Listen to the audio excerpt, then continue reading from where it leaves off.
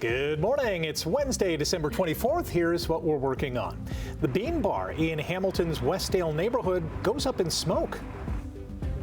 Someone could be $1 million richer tonight if they catch the ace at the Dundas Legion.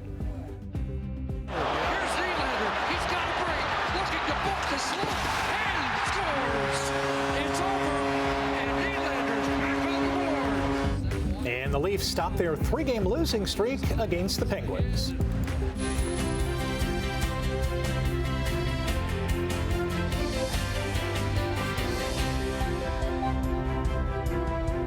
It's only Wednesday. It's felt like a full week. Yes. For us, it kind of is a full week.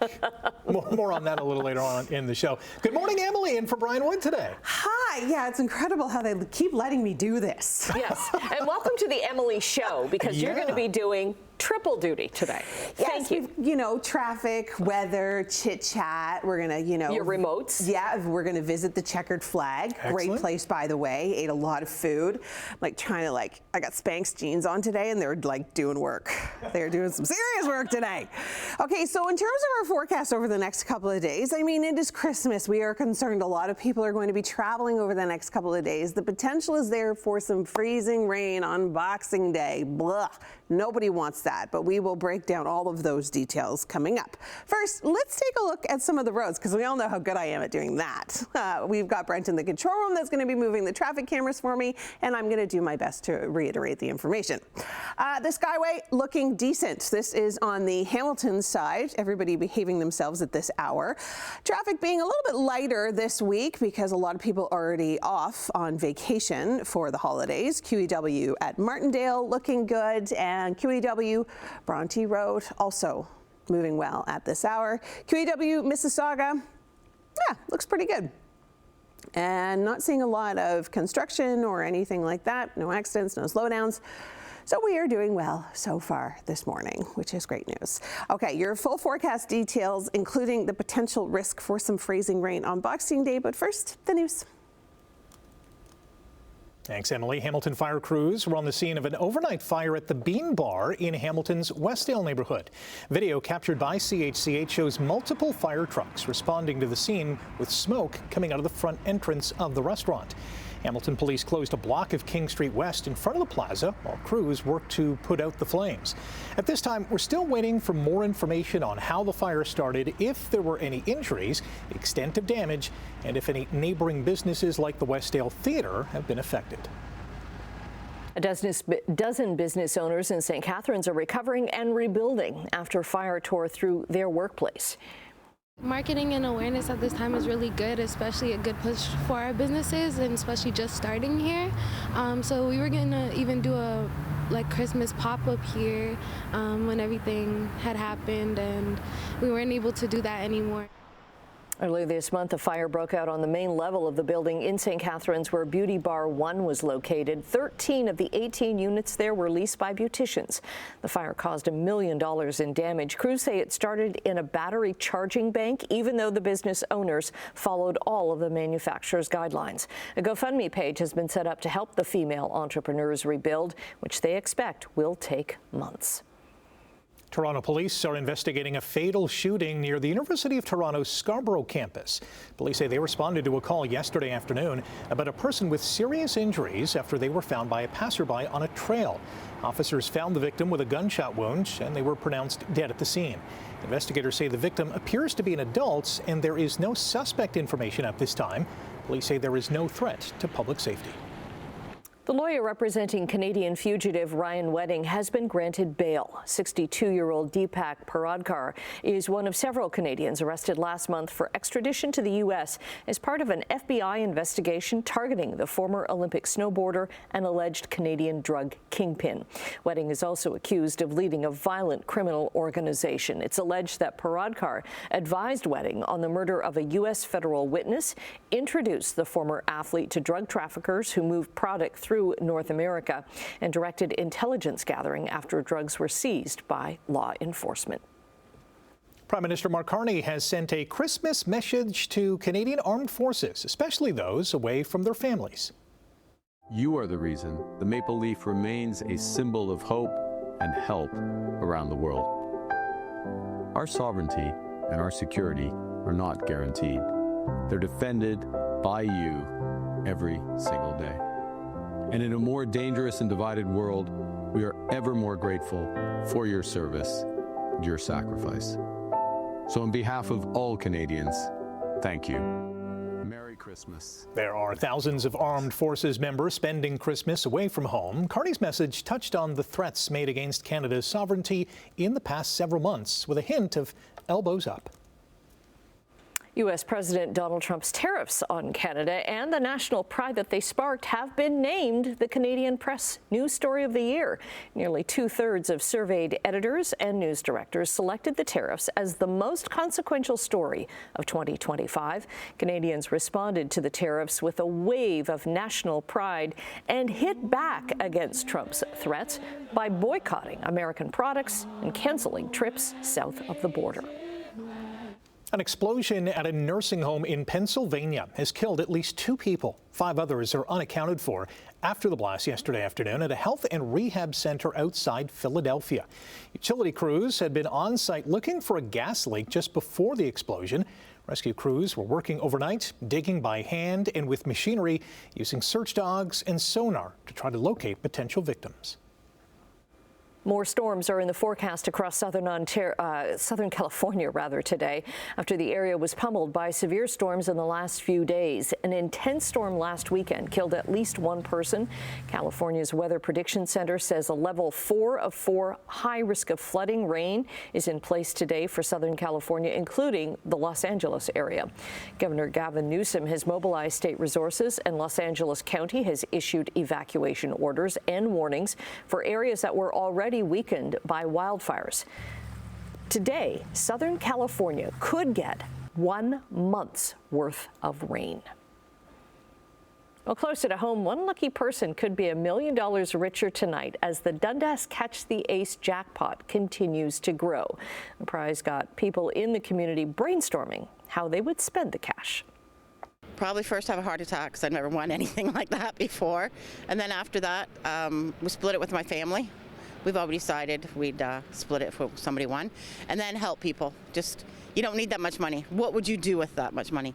Give it away, help people. Well, you know what, I would first buy a house, and pay off my debts, and pay off my car. And, maybe if there's anything left, then go on a vacation with my family. Week 33 of this lottery is expected to be a memorable one if someone is able to catch the ace hiding in one of the envelopes. But even if the ace of spades isn't found tonight, someone will win the guaranteed weekly prize. It's going to be over $85,000. And just a heads up that there won't be an in-person draw this week. Instead, the Christmas Eve draw will take place tonight at 8 o'clock and be broadcast live on Facebook from Margaret's Place Hospice in Dundas. Tickets are still available online at dundascatchtheace.com until 7:45 tonight. The Louvre in Paris is tightening security after a daring jewel heist exposed a lot of vulnerabilities. Workers have installed security bars on the balcony that the burglars used to steal an estimated $102 million worth of crown jewels in October.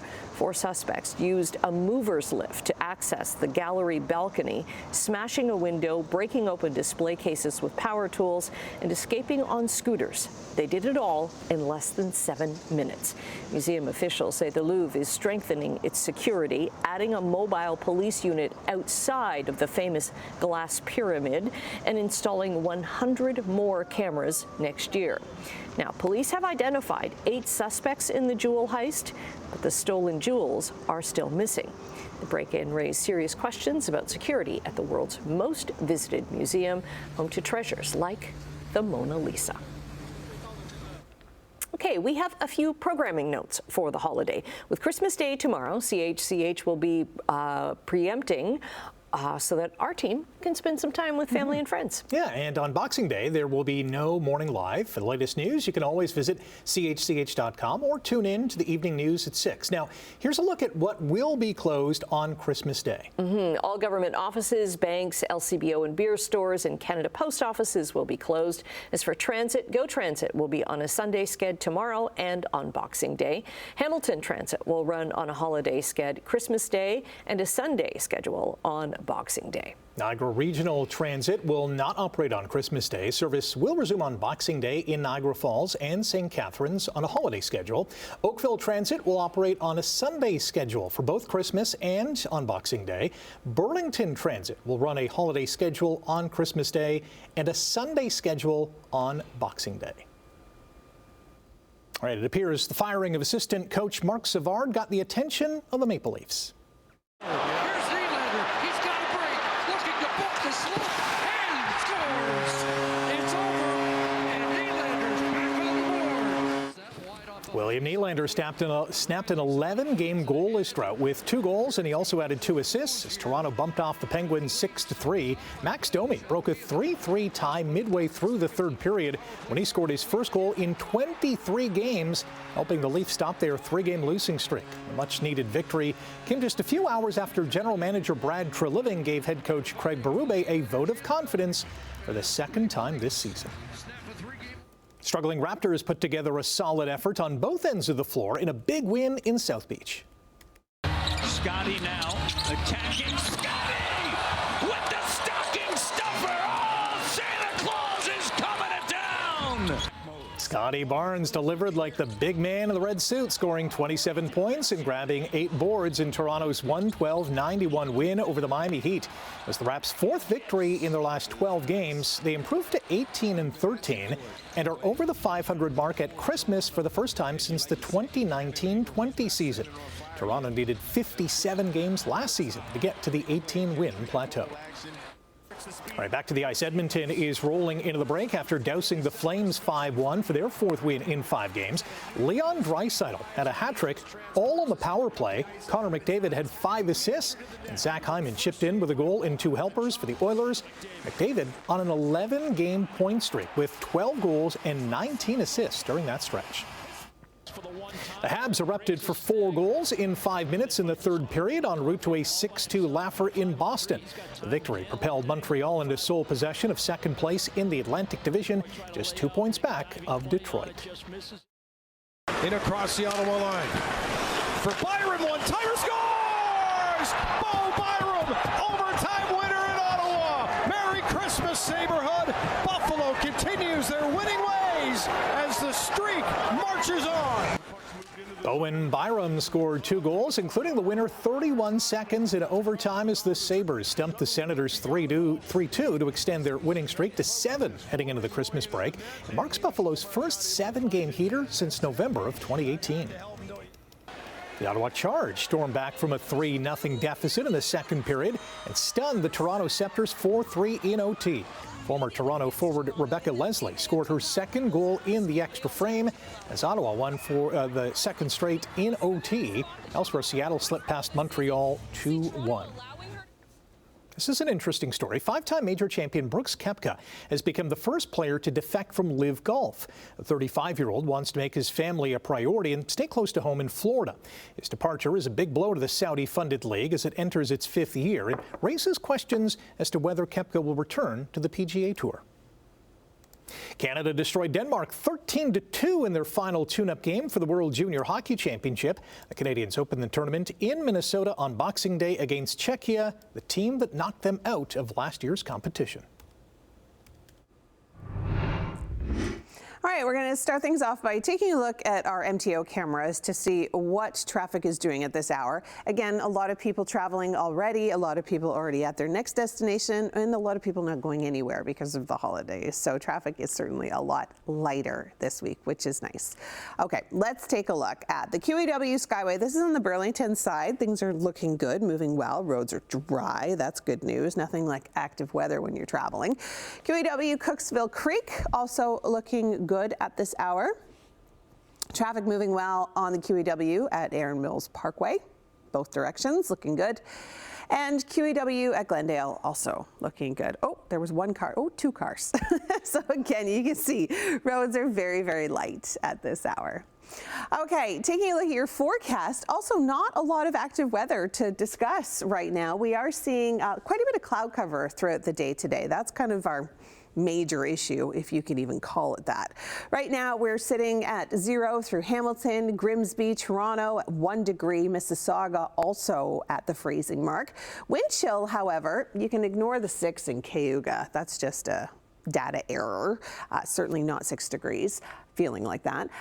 Feeling closer to -4 through Hamilton, feeling like -6 through Mississauga, feeling closer to -8 through Guelph and -6 through Kitchener. So that is what you need to dress for if you are just heading out the door.